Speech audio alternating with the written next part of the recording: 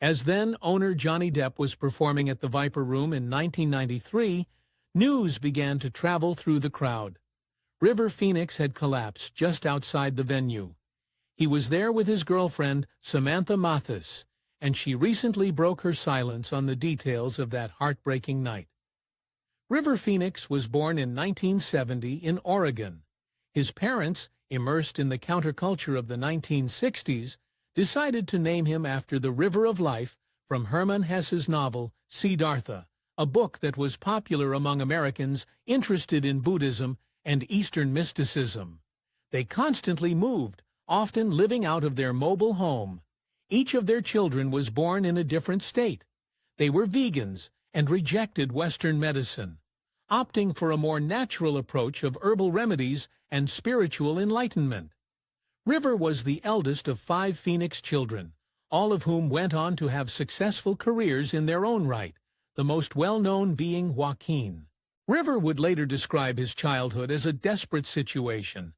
A talented and passionate guitarist from a young age, he had to use his skill just to survive. He and his siblings would often busk on street corners, performing hymns and cover songs to raise money so the family could eat.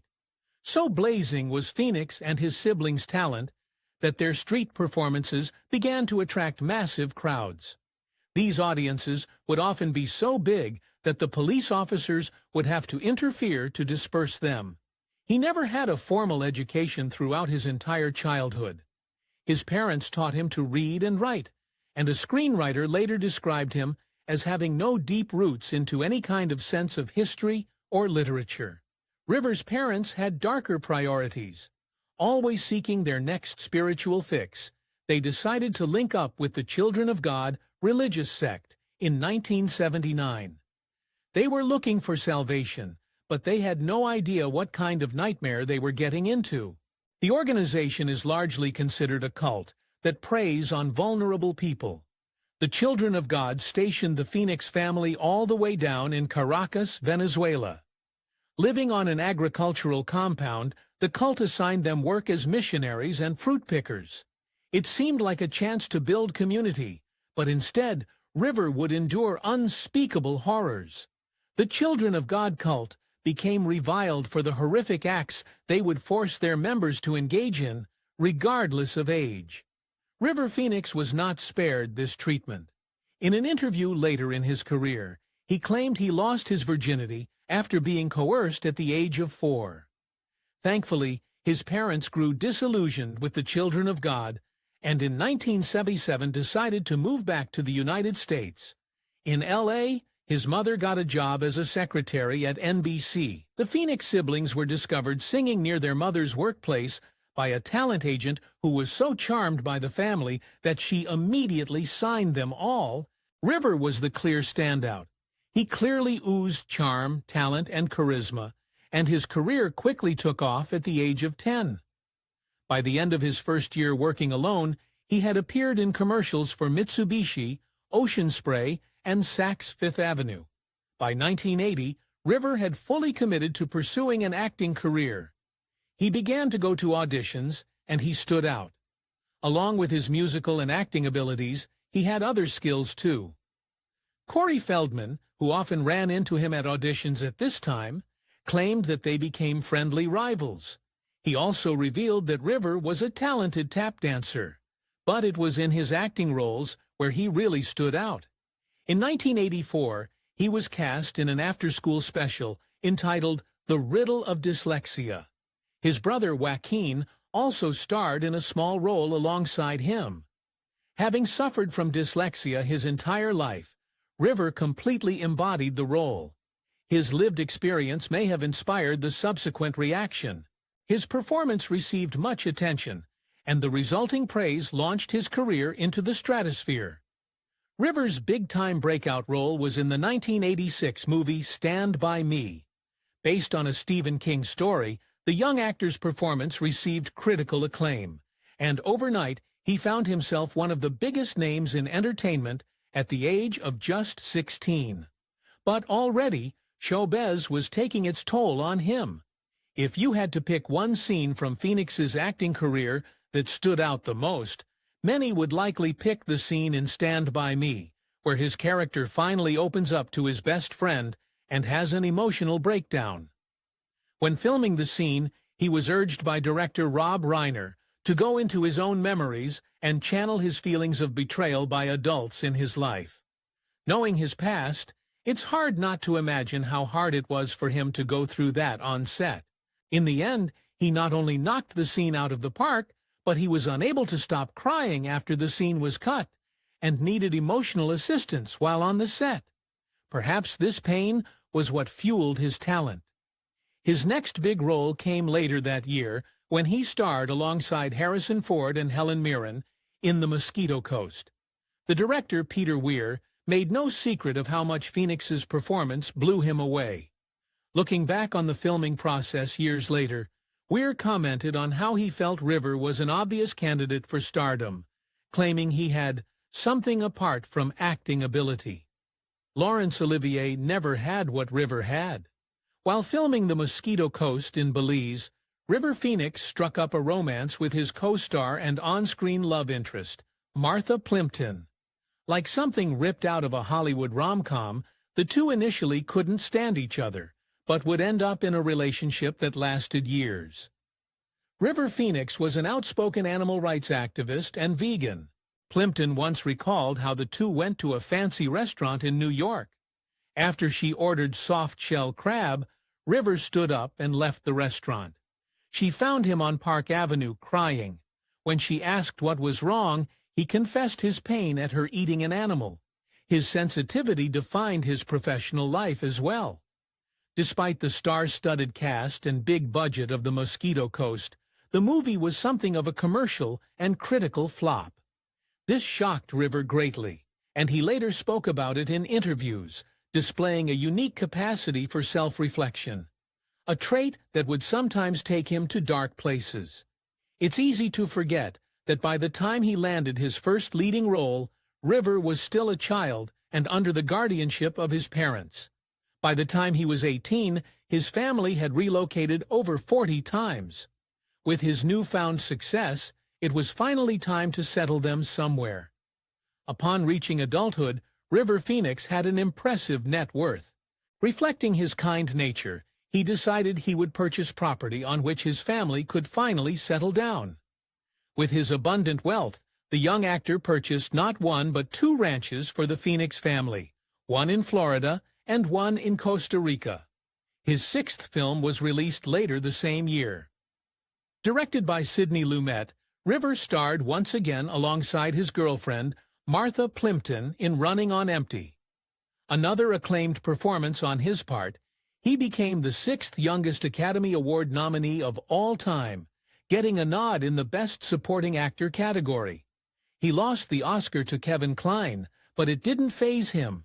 With trademark humility, he jumped to his feet in happiness when they announced Kline's win. River's next acclaimed role was in the 1991 indie film Dogfight, but his sensitivity got to him again. Starring as a U.S. Marine with actress Lily Taylor, she later commented on the effects the role had on him, because the character was so radically different, saying that it caused him a lot of discomfort. Phoenix seemed more at ease in progressive roles. 91 was a prolific year, and he starred in yet another critically acclaimed role alongside Keanu Reeves in My Own Private Idaho. His performance as a gay hustler received a lot of attention, with many praising the sensitivity, poignancy, and humor of his portrayal. For this role, River is partly credited with bringing queer cinema into the mainstream, but during filming, his life began to shift as well. By the time of filming My Own Private Idaho, River had begun to casually experiment with illicit substances. Soon, speculation began within Hollywood circles about the extent of the young actor's use, including stories that he would show up high to set. However, others like Idaho director Gus Van Sant disputed this, claiming he never saw Phoenix engage in such behavior. Regardless, his struggles with addiction had begun, and it would cost him his closest relationship.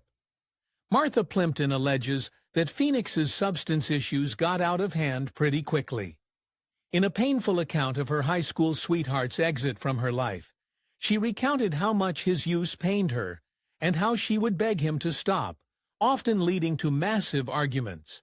She ended the relationship when she realized that, in her words, he had to change himself, and he didn't want to yet. Still, River's career marched on. Having briefly played a young Indian, Indiana Jones, in The Last Crusade, George Lucas asked him to reprise the role in The Young Indiana Jones Chronicles, a prequel spin-off. River politely refused, seeing TV work as a step down from the movies. It was the career move of a confident actor, but acting wasn't what got him out of bed in the morning. Close friends and family revealed that his true artistic passion was music. Indeed, he even stated in an interview that his early busking with his siblings was not only to make money, but to pursue a career in the music industry. Phoenix was an accomplished singer, songwriter, and guitarist, and he began to play local concerts in L.A. after gaining notoriety as an actor. As demonstrated by his fanatic veganism, River Phoenix was also a passionate advocate for animal rights and environmental protection. He became a spokesperson for PETA, gave speeches at environmentalist rallies, and wrote op-eds on these issues in teen mags directed at his young fan base. He even used his income for good, purchasing 800 acres of rainforest in Costa Rica for preservation. Despite his public activism, he was hurting behind the scenes. He continued to struggle with substance issues, especially alcohol, according to his friends. But he kept his habits under wraps from all but his closest confidants, fearing it may hurt his career and image as a poster boy for clean living. He successfully maintained this public persona until one fateful night that would change everything.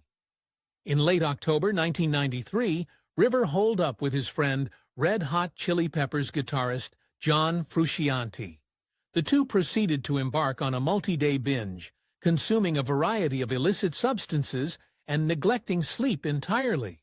It was the pre-game to a night of music and debauchery that would leave emotional scars on everyone present. Frusciante and Phoenix were scheduled to perform a concert at the Viper Room on October 30th, 1993. The venue was partly owned by fellow actor Johnny Depp. He, Phoenix, Frusciante, and a plethora of other big names were set to play a gig as a supergroup to ring in Halloween. Phoenix showed up with his brother Joaquin and girlfriend Samantha Mathis in tow. At one point in the night, River alerted friend and musician Bob Forrest that he wasn't feeling well and that he thought he might be overdosing. Frusciante expressed doubts as Phoenix was standing up fine and talking, but offered to take him home anyway. Phoenix declined, saying he was feeling better, despite his plea mere seconds earlier. In an interview years later, Mathis revealed the dark truth about that night. At the time, she had thought Phoenix was sober. His state that night was a complete shock to her, and she recalled that he was high in a way that made her feel uncomfortable. He recalls that she saw Phoenix getting into an argument with the club's bouncers. He had apparently gotten into an altercation with another man, and the venue's security were trying to kick both of them out. Upon leaving the club, he collapsed on the pavement outside. He immediately began writhing on the ground outside the Viper Room, having convulsions. The gathering crowd had a tough time determining whether he was breathing. His sister Rain, also present, began to give River mouth-to-mouth, while his brother Joaquin called 911. He was rushed to Cedars-Sinai Medical Center, where they attempted to resuscitate him. Sadly, the attempts were unsuccessful.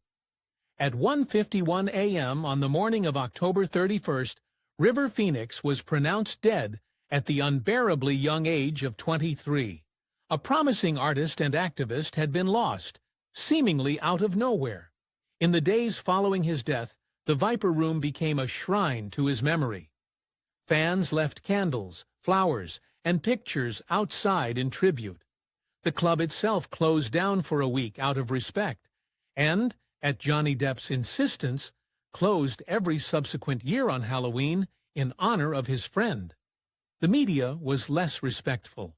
Following the release of Phoenix's autopsy report, which confirmed the presence of multiple illicit substances in his body at the time of his passing, the press's reaction was disturbingly gleeful. It was a perfect tabloid story. Vegan poster child of clean living dies from dirty habits. One writer described him as the vegan James Dean, comparing both actors' sudden deaths at young ages. The image painted of Phoenix was painful to those who knew him best. Many of his friends, including my private Idaho director Gus Van Sant, have asserted that Phoenix's substance use was exaggerated by the media following his death. The real tragedy, they said, was that he was only a casual occasional user who happened to have one bad night with the worst possible outcome. After his passing, the media blamed River Phoenix for his own tragic demise, but those in the Hollywood scene pointed fingers among themselves, and many settled on one figure. According to author Gavin Edwards in his book Last Night at the Viper Room, River Phoenix and the Hollywood he left behind, Mathis told him that Red Hot Chili Peppers member John Frusciante had given Phoenix a strange mixture in a cup that had set everything off. An account by director William Richard, who worked with Phoenix on Jimmy Reardon, stated that he'd heard about someone who was there that night who went into hiding afterward, in fear he'd be arrested. He said he later realized the person in that story was Frusciante. Regardless of the way he went out, it's the way River Phoenix has been remembered that really matters. In an emotional speech accepting the Oscar for Best Actor in 2020, Joaquin Phoenix honored his older brother and the influence he had on him. When he was 17, my brother wrote this lyric. He said, "Run to the rescue with love and peace will follow." Thank you. If you enjoyed this video, please give it a like and subscribe for more videos. Thanks for watching.